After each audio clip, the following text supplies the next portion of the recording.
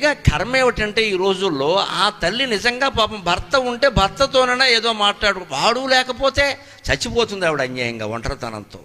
భార్య లేకపోతే భర్త పరిస్థితి ఏమిటండి? 60 ఏళ్ళు 70 ఏళ్ళు వచ్చాక భార్య పోతే అంతకంటే పెద్ద దౌర్భాగ్యం ఇంకోటి లేదండి. మొగాడికి ముఖ్యంగా ఆర్థికమైన లోటు లేకపోతే ఆడవాళ్ళకి ఏదో నడిచిపోతుందండి. ఎందుకంటే వాళ్ళ కాఫీ వాళ్ళు కాచుకుంటారు, ఇంత ఉడకేసుకుంటారు. మా మొగాళ్ళ బతుకులు ఏంటంటే అన్నిటికీ ఆడవాళ్ళ మీద ఆధారపడతాం. మాది పూర్వతరం, మాకు చేసేవాళ్ళే దొరికారు మా అదృష్టం కొద్దీ, మమ్మల్ని చేయనివ్వరు వాళ్ళు.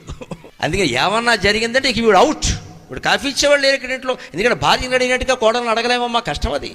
పెద్దవాళ్ళకి ఎప్పుడు అనంటే వాళ్ళకి ఇష్టమైన ఆహారం పెట్టాలమ్మా, మన నిబంధనలు వాళ్ళకి పెట్టకూడదు. రంగమార్తాండ సినిమా చూస్తే అర్థమవుతుంది.